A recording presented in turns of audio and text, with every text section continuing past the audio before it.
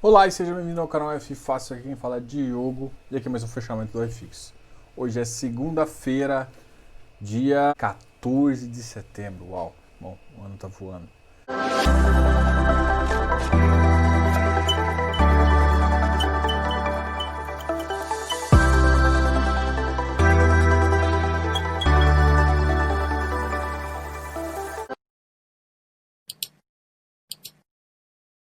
Então vamos lá, vamos começar a falar um pouquinho das notícias do Ibovespa.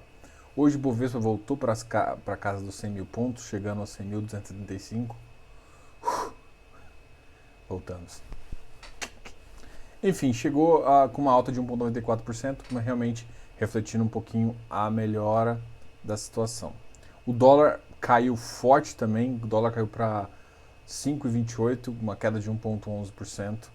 A gente consegue ver de novo uma certa animação. Quem nota a curva de juros tinha estourado um pouquinho. Existe uma preocupação ainda com o IPCA, mas eu olho para... Eu vou já emendar isso aqui falando um pouquinho do relatório Focus. O relatório Focus ele me surpreende de algumas formas, assim. Os caras são economistas, então respeito muito a opinião, claro, né? Mas eu não consigo enxergar dessa forma, tá? O que o relatório Focus já mostrou? Mostrou que a inflação em 2020 já está maior, 1,94. A inflação prevista para 2021 aumentou também, foi para 3,01, mas aumentou pouco, estava 3, foi para 3,01. Mas a taxa de juros de 2021 aqui, a previsão já é fechar 2,5.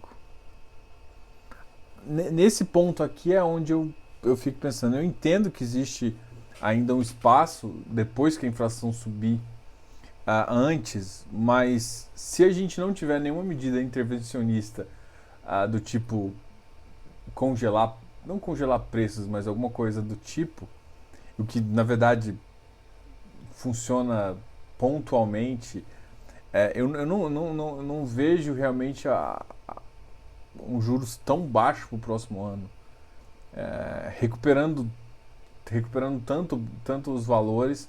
Eu acho que a economia realmente tem voltado e não vai ter como ele não dar um alívio de pressão aumentando de novo a taxa de juros para pelo menos uns 3 a 3,5. Mas aqui o que o relatório Focus, né, a relação dos 5 economistas mais de peso da economia, na verdade prevê alguma coisa em torno de 2,5. Eu ficaria com essa visão aqui não, tá? Assim, é claro que eu gosto de olhar porque ninguém tem a razão completa, né? Eles erram, a gente erra, todo mundo erra, mas a grande questão é ter opinião. Muita gente está preocupado com o GPM, aumenta o risco de algumas operações, aumenta o risco país no sentido de descontrole inflacionário, mas como a cesta ainda, a cesta de serviços e uma outra cesta que é o que realmente puxa o IPCA ainda está contida, não é uma preocupação tão grande. Então, assim, existe uma pressão de aumento e você consegue enxergar aqui.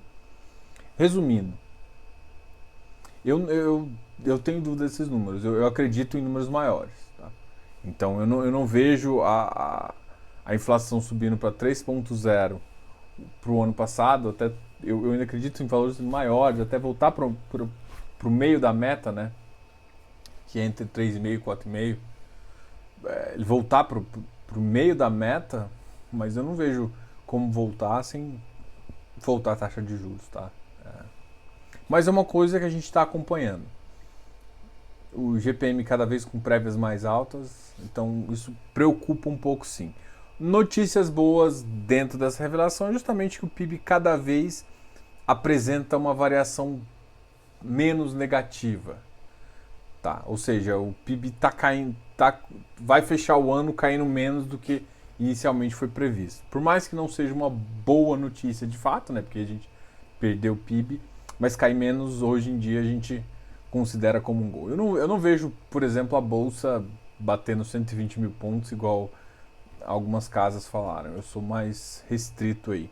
Muito provavelmente ela ainda vai ficar andando de lado. Pode chegar que em um momento mais otimista chegue a 110 e isso leve o iFix junto também, com um raciocínio de que vai demorar mais para o ativo.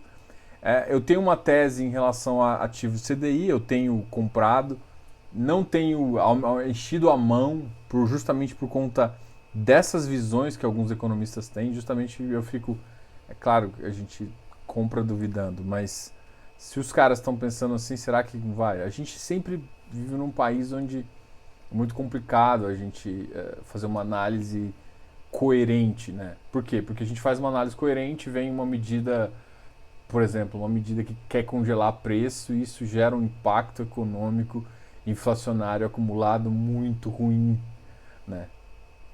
É claro que a gente está sofrendo bastante com uma alta demanda em outros países, com o dólar favorável, o que faz com que a demanda interna seja pouco acionada e isso faz com que existe pressão inflacionária. Só que à medida que a gente tem uma pressão inflacionária por conta de causas externas, a gente tem um gap na economia que a gente ainda consegue visualizar. Tá?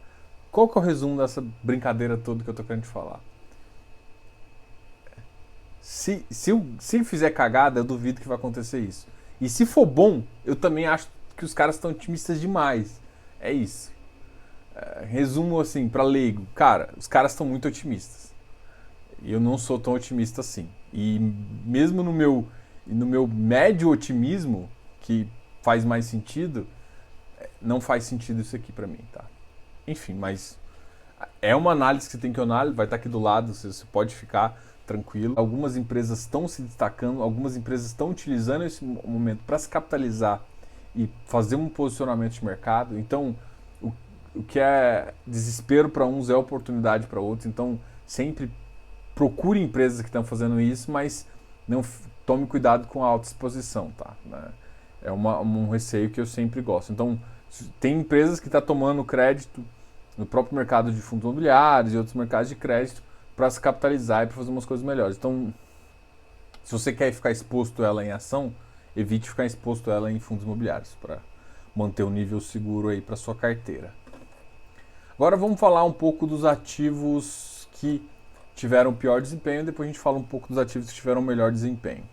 Hoje também saiu um vídeo que é um vídeo sobre o Vigir. Eu fiz uma tese do Vigir e comparando com o TIR em alguns cenários para ajudar vocês a criar cenários e também para mostrar um pouquinho dessa minha tese.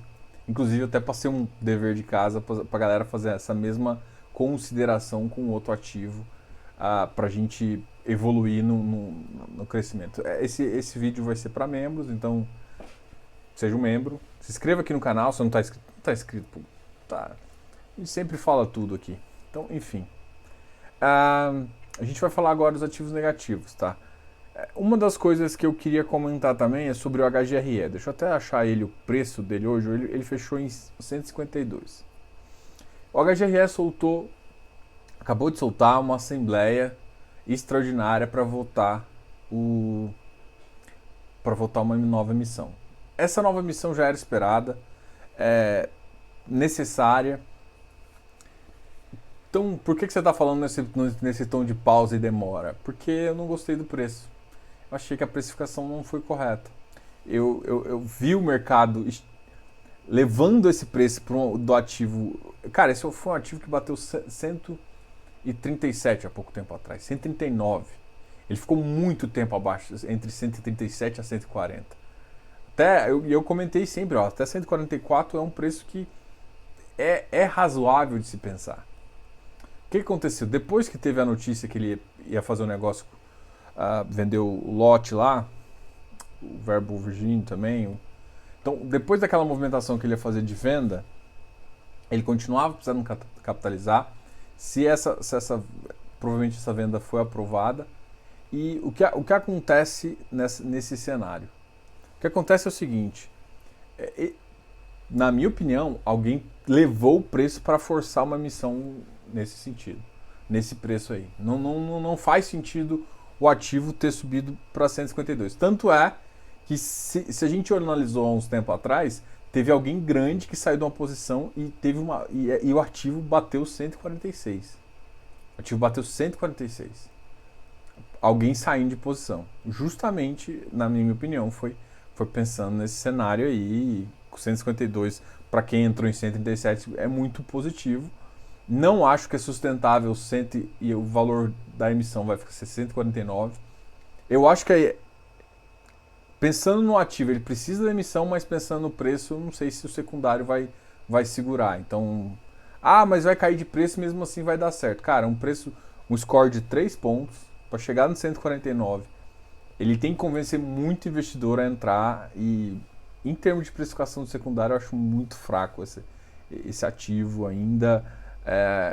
E a desvantagem assim, que eu fico pensando é que eu acho que é importante para o ativo fazer isso.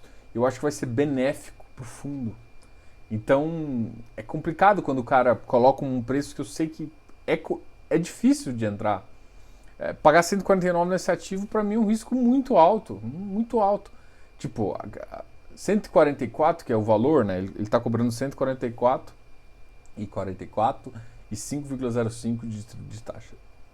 Esse spread de 5,05 de distribuição, normal de mercado, normal, é o que não faz sentido para mim.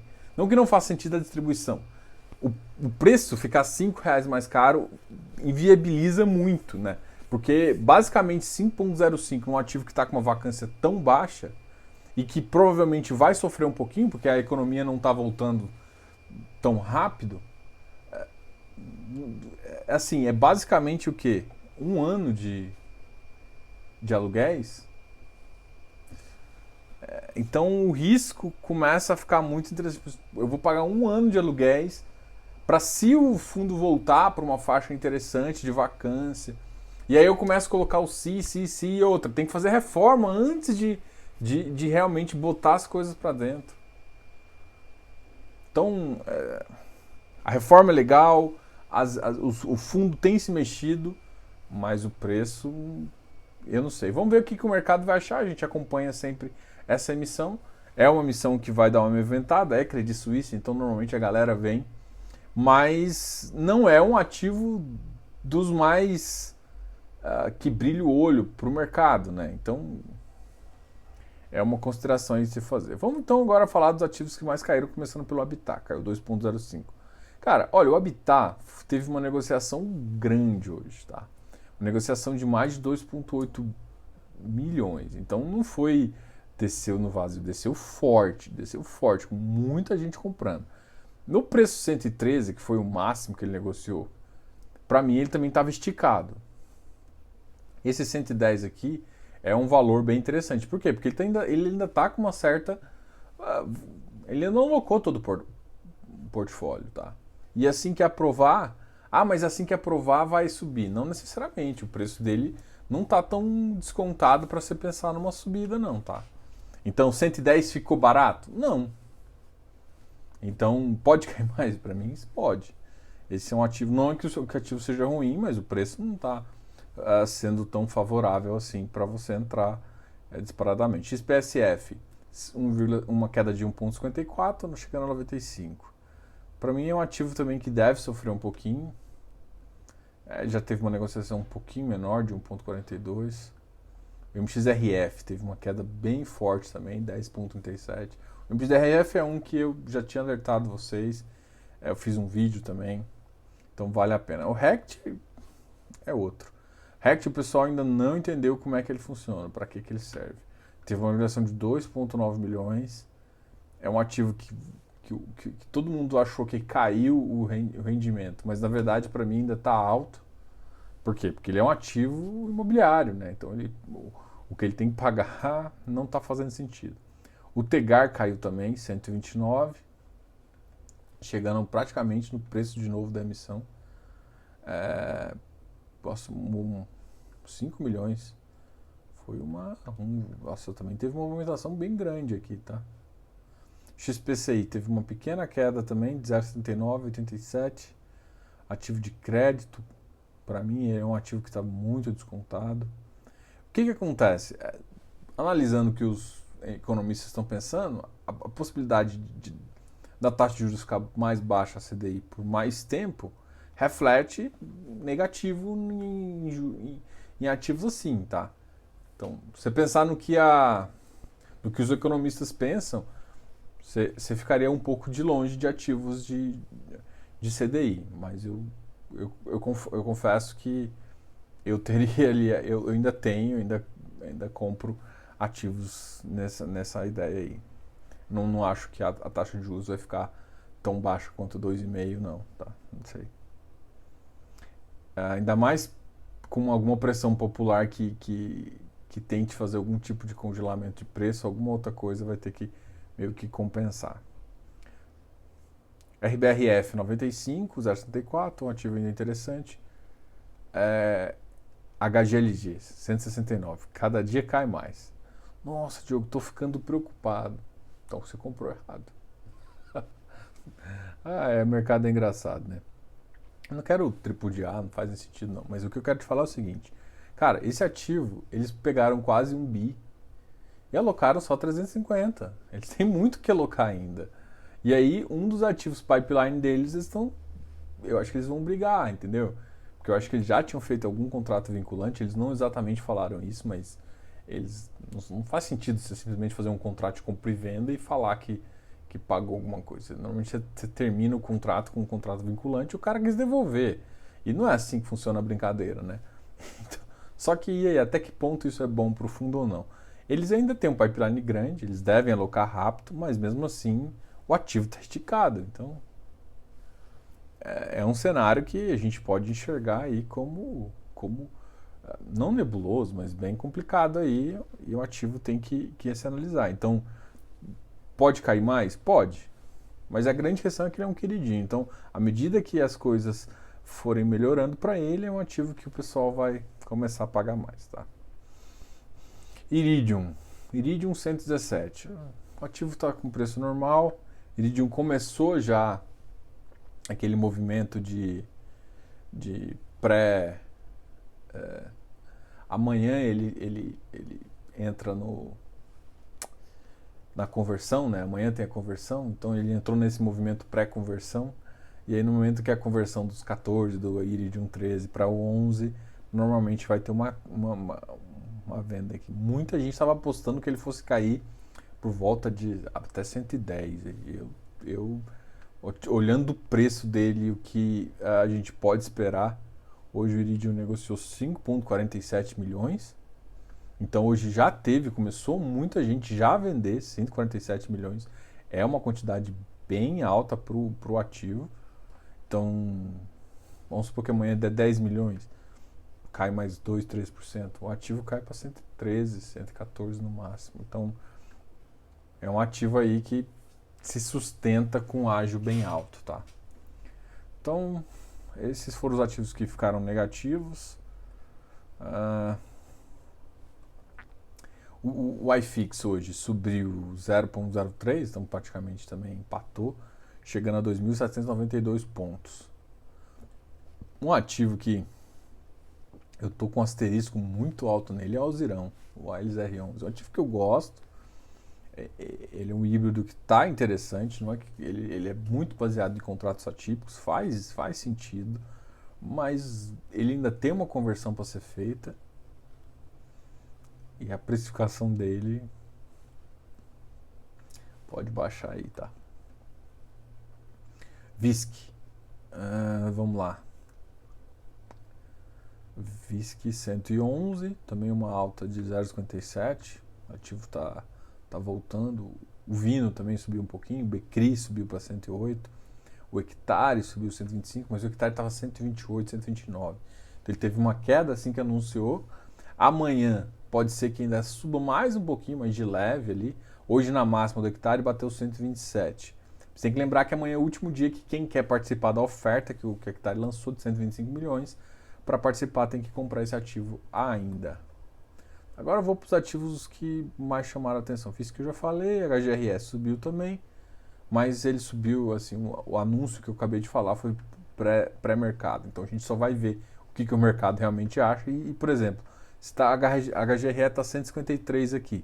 Se de repente ele cair pouquinho, cair 2%, você já cai para 150 e fica. Tem que lembrar que o VP dele é mais alto, então é uma das emissões que o pessoal mais reclama, mas essa emissão para mim não tinha como não ser abaixo do VP, né? Não tem. O que eu reclamo é que o preço ainda total não ficou, não faz jus ao que o ativo vale, tá? Você tem que pensar no que o ativo vale, não no que o ativo pode valer. Eu sei que a Credi tá fazendo, vai melhorar o ativo deve melhorar, mas ele vai perder um pouquinho de valor aí imediatamente. BRCR 91, RBRR 96, HGRU 133, o HGRU tá se sustentando ali, hein?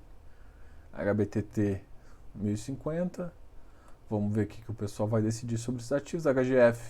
HGFF fechou hoje a 102,38, com uma alta aí na máxima batendo 102,69. Então, ativo também.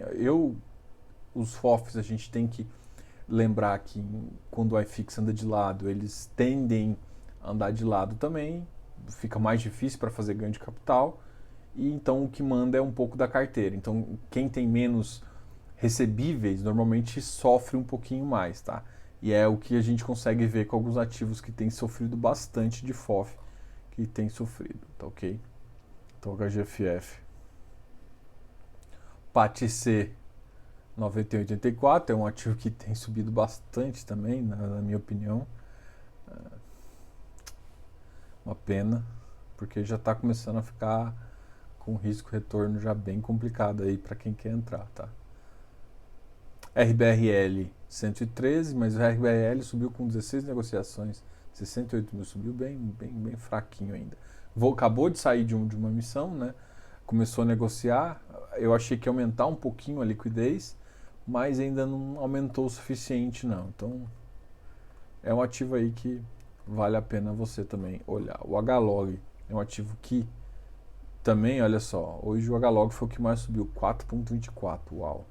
Mas quanto que ele negociou? Negociou 11 vezes, R$3.000. Então, é brincadeira. Esse HLOG também subiu esses 4,24 aqui totalmente no vazio, tá? Então, não é referência de preço nenhuma essa subida de 4,24. Então, se cair, por exemplo, para cair menos 3%, não significa. Significa só que gente comprou errado. A BCP começou a subir com uma relativamente alta negociação. A HGPO voltou, uma negociação muito boa também. Enfim, esses foram os ativos que mais caíram e mais subiram aí. Tá ok?